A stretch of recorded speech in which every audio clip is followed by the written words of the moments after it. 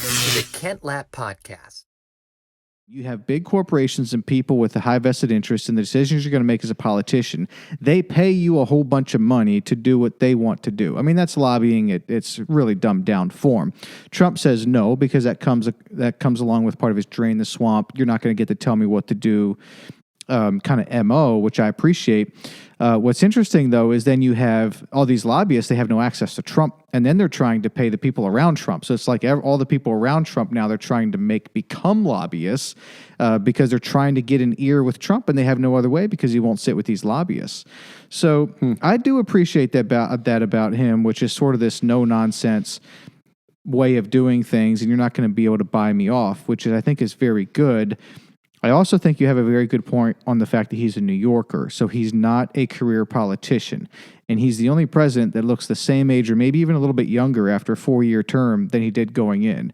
And the point on that is that spray on tan works. Yeah, but it's not just a spray on tan. I mean, he doesn't look like he's aged a week, and I don't know that you can say that. He certainly doesn't seem tired. He doesn't, but here's why I think why. Because he made it in New York. And if you make it in New York, you can make it in D.C. I mean, if you make it in New York, that's a big, that's a dog-eat-dog world. That's high intensity, always on. I mean, you have to watch your back at all times. I mean, that's a whole world of its own. And when you can make it in New York, D.C. is not so bad. Would you agree that, I would add to that and make this point and see if you agree with me. He's also the kind of guy that likes when he gets patted on the back. There's an ego there that just loves it. I mean, they talk about how can he go do 4 of, these rallies in the same day? And that's a good question because it could tire you out. But watch him. It's kind of like, he's this car with a lithium battery. And when he gets to the rally, he plugs himself into the people and it's recharging his battery. Yeah, while he's there. Yeah. You're right. That's I totally agree with that. That's a very good observation. I mean, I don't know how he's getting it all done, honestly, but there seems to be an energy source there where he kind of thrives on it. And I think to be honest, I think he loves attention. I think he loves to have his back patted. I think he loves to be in the spotlight. But this is not new. We knew this a long time ago. I mean, he was in the TV world, right? I mean, you don't do that. Yeah. It's his whole gig. Yeah. But all right, here's what I think is a somewhat of an unfortunate maybe observation or it's unfortunate that we say it's not good to have career politicians because that's the only category that we say that in. We don't say it's unfortunate when people are in business for a long time. That's a very good thing. You gain experience and you get knowledge and you have all these different circumstances and that helps you grow. So it's very good when you hire someone, the more experience, the better, for the most part. We don't say that about a pastor. Like, it's not good if a pastor's a pastor too long. It's usually great if they've been a pastor for 30 years. And that, in the same church. In the same church even. Yeah, sure. And that usually has an advantage over a guy who's just a pastor for 3 years. But what is it about when it comes to politics that when you're in it too long, it can corrupt you? So is there a way to change the laws around whatever it is that we're allowing the laws to be structured in a certain way that if you stay in politics too long, you tend to become corrupted? Because I don't disagree with that. I think that's actually true. But can't there be a way that we structure it where you can be in politics a long time and that now becomes an asset and not a liability? I don't know if I'm smart enough to answer that question. Human nature always chooses self. And my experience in politics from a business point of view, there is so many opportunities for your self-interest to overcome your character. And I think by that I mean every day, every hour, people are telling you how wonderful you are. Every day, every hour, people are coming to you asking you for a favor to help them in return for them doing a favor for you. There's a portion of your day that is focused on what I'm going to call the business of politics. But I think that there is just a design element there that is almost impossible to prevent. So I do think it's a unique aspect. You were mentioning the business community. I would make this observation. Yeah, it's good.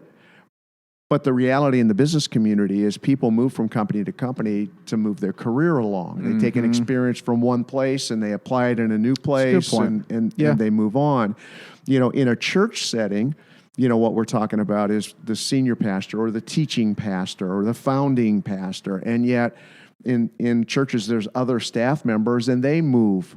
Maybe they become a teaching pastor in another church. And those are good things too. So I do think movement isn't as static as maybe we're talking about it. There might be some more there. You hear folks talk about term limits. I mean, it's for that to happen, you've got to first resolve the vitriol and the divide between Democrats and Republicans, because it's going to take a supermajority and then a constitutional convention to do that. Yeah. Now, could that have an impact? I think it could. I think it would do two things. You'd have to reform campaign finance then, because you're gonna no longer be getting guys that can just get all of this money from donors when the donors know that, let's say it's a senator and in 6 or 8 years you're out. Yes, that's a big point. So the whole campaign finance thing would have to get reformed at the same time that you would be reforming term limits. So it's a pretty complicated thing to change. Do I think it could be a benefit if it was done well?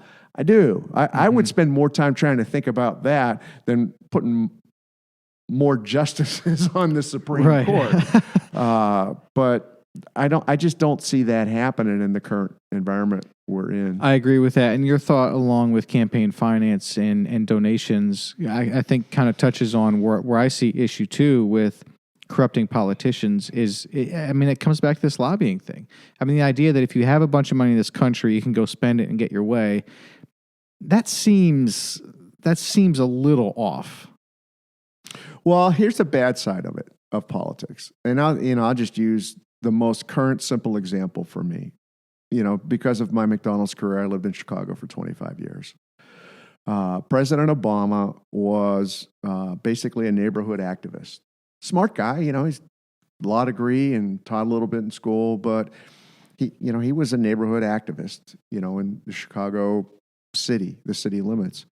I would imagine that his income was under $100,000 a year.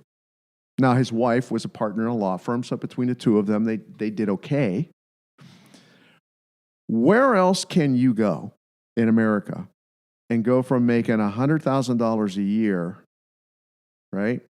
In his case, he ran for the Senate, so that's 4 years, never took office because then he went right into running for president, right? So let's say that the presidential campaign was 2 years long, so now we're at year 6. He was president for 8 years and left. Either of you know what his net worth is today?